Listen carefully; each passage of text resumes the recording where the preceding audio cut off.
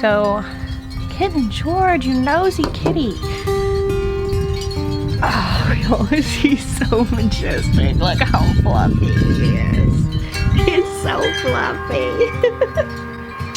Sun is quickly setting and I am out in the garden trying to make somewhat of a plan for where things are going to go for the next gardening year. I've got to set my trellises back up, and for what I'm planting for the late winter garden, I need to know where things are going to be for spring.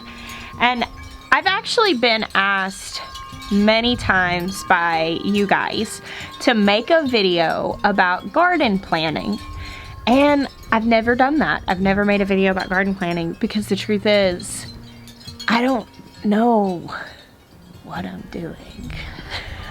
Look here.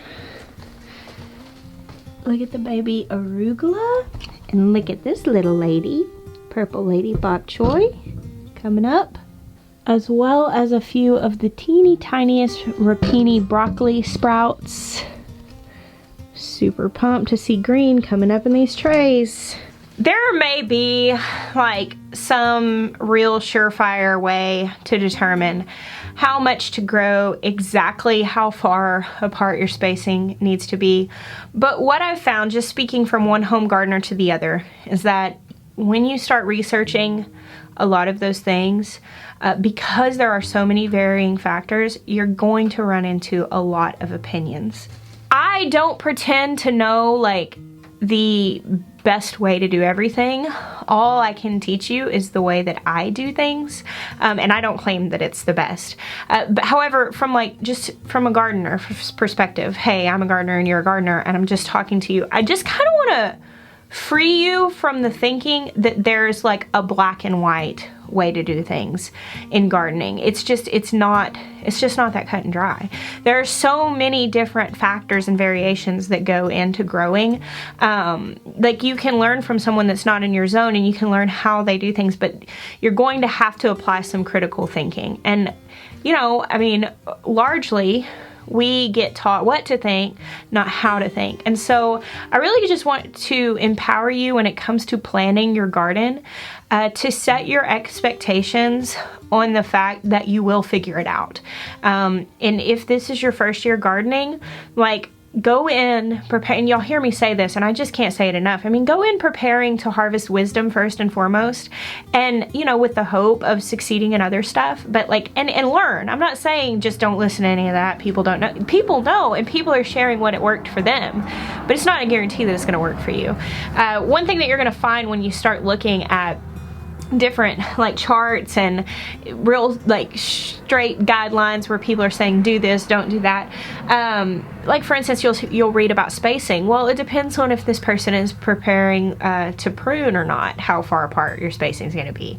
That's a massive factor, and a lot of times, like for instance, you'll see some things that tell you to plant one tomato plant every square foot of the garden. Well, that is assuming that you're going to prune those tomato plants. If you're not going to prune them, they need to have 3 feet at least between them. And a lot of times those things aren't, they're not really lined out for you. When it says do this, it doesn't say do this and do it like this. And I understand it's really hard to just unload a ton of information on people. So that said, I mean, that's why I haven't done like a super black and white, this is how to plan your garden, this is how to plan spacing, even this is how to companion plant, like all of those things. To me, there are just so many factors that go into play. However, I really would like to share with you guys my process in planning my garden this year, and maybe you'll be able to glean from that and apply some of those things to how you are putting your garden in. One big factor to keep in mind whenever you're deciding how much to plant is like what your goals are for your family. Like I was actually talking to some friends of mine that were just over at my house, and they're putting in just like a little salsa garden in their backyard this year. And we were talking, and she was saying, do you think that a few 4x4 foot raised beds would be enough for me to get started for my first garden? And I was like, absolutely. See, my garden is really big. Obviously, in these raised beds, we have about 2,500 square feet of planting space in the raised beds. The entire fenced garden area is about 10,000 square feet, and we are actually getting ready to start tackling this space and getting the in-ground garden ready to go for this year. It's gonna be largely perennials. But I do a lot of canning, I freeze stuff, I have a dehydrator, and so if I were just trying to eat fresh, there's just no way that, even as large as my family is, that it would be feasible for us to eat everything that comes out of this garden fresh. So you really need to keep in mind what your expectations are, and even though it's really easy to get like starry-eyed looking at seed catalogs and want to grow all the things, feasibly you have to say, am I prepared to deal with this harvest? And that has to be something that you take in mind when you're deciding what to plant. Look at this. These are lettuces coming up in the walkway here where I dropped seeds. There's a pea plant. Look how massive this thyme is.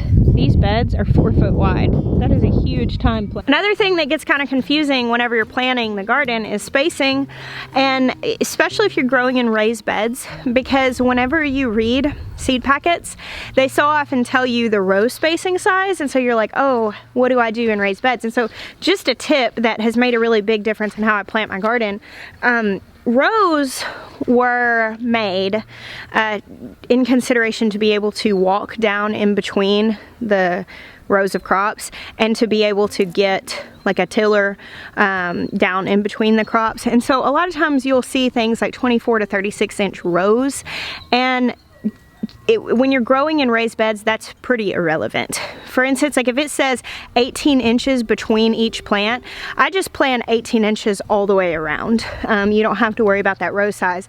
Because of the fact that you're growing in raised beds, you can access your crops from either side.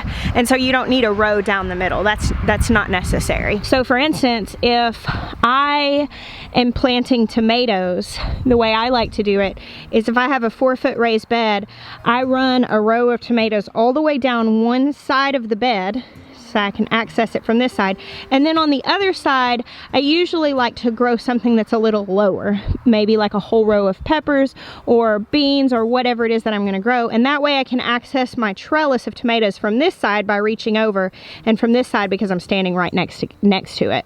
And because I'm getting so many questions of people who seem to be kind of overwhelmed by the concept of planning out their garden and knowing exactly how much you're going to be able to plant, I want to assure you, for those of you who are first-time gardeners, that you get this really, really fast. Like the first year that you plant things and you see them growing and you actually get to understand how they grow, it completely changes the way you look at this. This is not something that you have to like wonder about forever. Experiential knowledge a little goes a long way when it comes to spacing in a garden. Another thing I do in instances like here, I've got these arched trellises.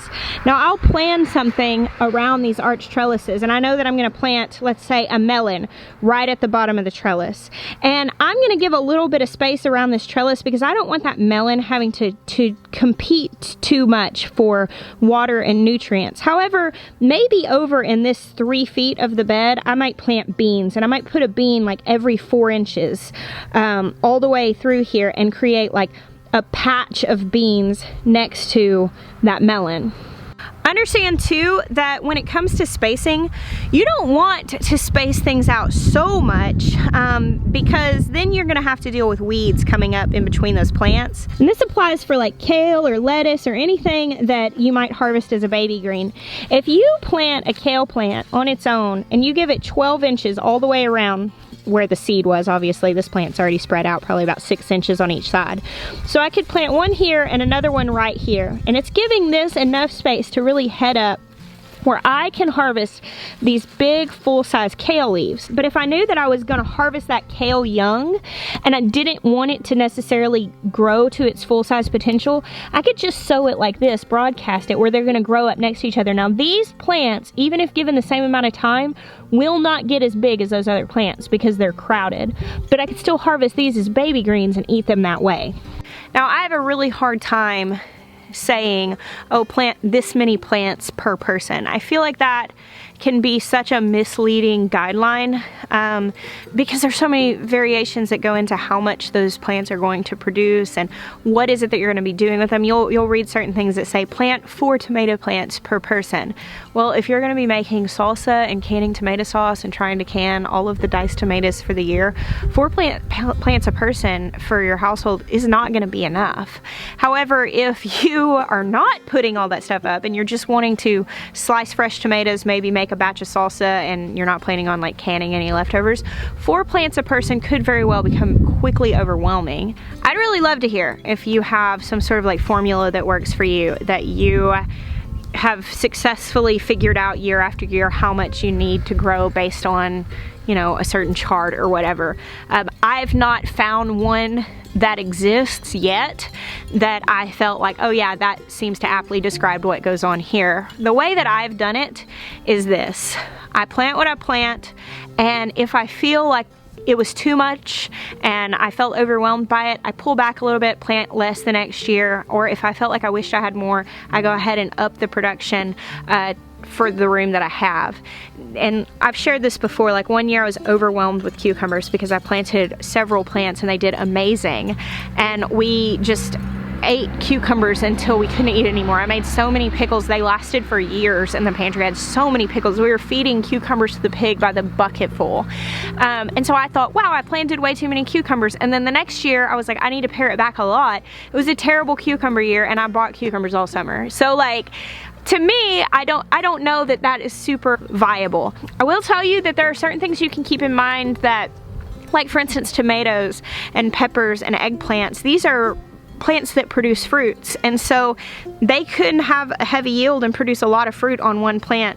Whereas there are things like beets, for instance, that if you grow, you know, a few square feet of beets, you are absolutely certain when you put that seed in the ground, that will only give you 1 beet. And so I think knowing that and remembering that whenever you're growing plants, that you're actually going to be harvesting the plant and not the fruit, it gives you a little more gauge of how much yield you're actually going to get from that. Whereas if you're planting a plant that you're harvesting the fruit, you don't know how it's going to turn out. It started raining outside, so I had to come in here. So I wanted to show y'all this, which I thought was really cool. I actually got the Botanical Interest seed catalog in the other day. It's a seed company, and I've ordered from them before. I'm not at all affiliated with them at all. They don't know who I am, but they have a really pretty seed catalog, and they have really good seeds. I've had good experiences with them. But one thing I thought was really cool that was in their seed catalog, and I wanted to share it with y'all when I saw it. I tore it out, and I'm actually, I think I may laminate this and keep it. But it's a sowing guide that was just in the middle of this catalog, and it has like indoor sowing guide on one side and then like outdoor sowing guide on the other side, and it tells you like 10 to 12 weeks before your average last frost date, and like lists each thing and when you should sow it according to you know, where you live. You'll have to look up your last frost date. But I thought this was a really, really cool resource to be able to have. I know it's really hard whenever you're really wanting to do something, and that's really where I think a lot of us are at this point. It's easy to get cabin fever and feel really stir crazy and just want to do something. And planning is such a comforting thing to do when you're stuck inside, and it's necessary. I mean, going at the garden with a plan is so much better than just trying to wing it without having a plan, because what'll happen is if you have no plan and it comes down to April or May when it's time to start putting your garden in, if you haven't started any seeds, you're gonna have to go buy those things, and it can very quickly become more expensive without a plan. Or you can realize, oh, I should have made these preparations 2 months ago or a month ago and I didn't, and so then you feel like you missed your chance. So I do think that it's really good, but I want to encourage you guys who tend to get overwhelmed by information, and you really, and this comes down to personality, and some people, and I have been one of them and was one of them when I started out with gardening, I wanted a clear direction to know what was the right thing to do that would keep me from failing. And I would do all of this research, and when I would find contradicting information where one person says this is the right way and one person says this is the right way and they're completely different, that makes my brain explode. And that makes me feel like, what do? I'm gonna fail. And I am the type of person who historically I've had a hard time with failure because it makes me not want to do something again. And so I know that, like, I'm sitting down and I've literally tried to get the information to do like a how to plan your garden video for the last 2 years. I've tried to do this and I can't do it. Like, I cannot give you a directive of this is exactly what you should do. However, I really hope to be able to empower you. So I can't really give you like a clear, this is what you should do, this is exactly the right way, kind of guide or a chart or anything like that, because my personal belief is that those things are just not universally applicable. So like, I don't want to present that as if I've got that key, because I don't. I do want to tell you, however, do the research, figure out what people are saying, and go with something. Just confidently say, I'm gonna try this way. And know that you're trying a method that may or may not work for you. If it fails, you do not have a black thumb, you are not a bad gardener. That method just didn't work for you. And then have the freedom and the bravery to say, okay, now I'm gonna try this one. I have failed at a lot of things. I completely plan on continuing to fail. I've just made my peace with that. But it's not really a failure. If you're harvesting a lesson, if you're learning the reason you didn't like that, if you're taking note and you're staying engaged in the process, you're going to learn what works for you.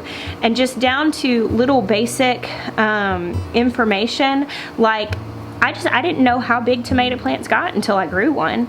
I didn't know how many beans a bean plant yielded until I grew it. I had an entire year where I harvested a handful of beans every 3 days. I mean, I was having to steadily buy beans from the store so that I could even use the ones I was harvesting, because it was never even enough for like one person to eat. And then I was like, okay, I definitely need to grow more than 6 bean plants, because that's just never gonna be enough. And so now I don't grow green beans unless I can grow a pretty long, substantial row of them, because I want to make sure that it's enough. However, if you don't want a can, growing a really long row of green beans, if you don't have a big family and you don't want a can, that would be overkill. So for me to say to you, we'll always grow a 40-foot row of green beans if you're going to grow them. If you're a couple that has no kids at home and you have no desire to can, a 40-foot row of green beans may overwhelm you. You might be eating green beans 5 times a week and cursing my name. And so I just don't want to do that. I started this video, I was sitting there like, how do I do this? How do I teach this? I don't really know. And really the thing that I want to teach you is I just want to encourage you to figure out why to think things instead of searching for what to think. And that's good life advice, but especially in the garden. Don't look for somebody else to tell you exactly how to garden. Find people who empower you and equip you and give you their methods and their successes and their failures, and take that and apply it and try it and see. And don't condemn that person if it doesn't work for you. It worked for them, and go on, find what works for you. And so this, in your garden planning, make your drawings, make your lists, read the charts, find good charts. This is a great chart. Like, find the good ones, hang on to them. When you find pieces of information that work for you, pass them on, apply them. But let's like go into this and be good students. And learn why to think things, and don't be afraid of failing. Don't. It's okay. You grow so much in the garden. Grow yourself, because you will grow food. I mean, eventually you will get the hang of it. If you don't give up, you will become a very successful gardener that can grow lots of food.